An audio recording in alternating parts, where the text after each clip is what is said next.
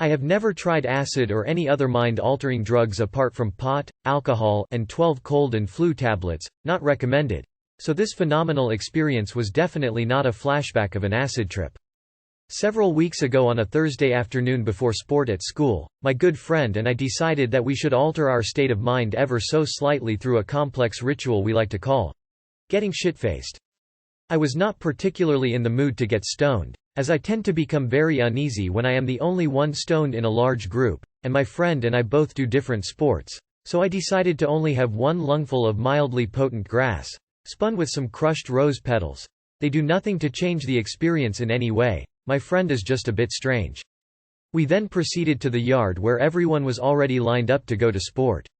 By this time the effects were minimal, only a slight light-headed feeling, and that's all that I was expecting, not in the slightest way able to foresee the incomprehensible psychological events which were about to take place.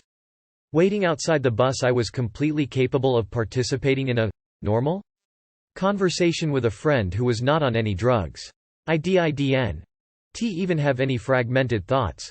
Apart from the occasional illogical thought, I was totally straight.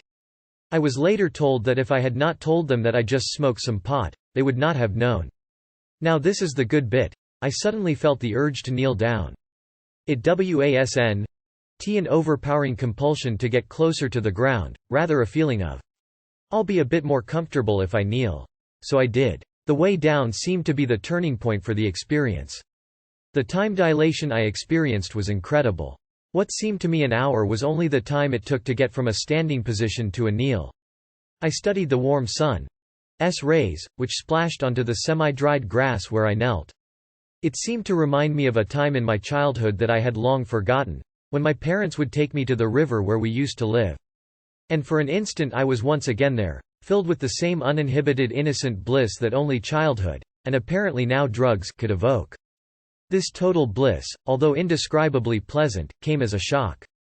I had experienced an emotion similar to this before, yet on a much higher dose. I stood up, and just as mysteriously and unexpectedly as the emotion came it dissipated, leaving me pondering what had just taken place. I made my way onto the bus and sat by the window. I was joined by a friend, who upon sitting down next to me sparked up a meaningless conversation, in which I involved myself for a while. However, in my current state of mind I knew I would benefit more if I just turned and looked out the window, so I told him in a very polite way that I am incredibly sorry but I must turn and look out the window now. He thought I was joking, but after seeing that I did not turn back to him he found another victim to bore with pointless chatter. As I was trying to figure out what had caused my bliss just a few minutes ago, I started to take greater notice of the lush green trees outside. Then just as suddenly a wondrous feeling came over me. This was many times more profound than before and it lasted for most of the 15-minute bus ride. During this time I lost my entire internal monologue, apart from the occasional wow?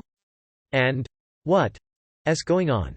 My mind was empty of verbal thought, instead filled with raw emotion, a type of bliss or Nirvana, if you will, so profusely mind-blowing that it brought tears to my eyes.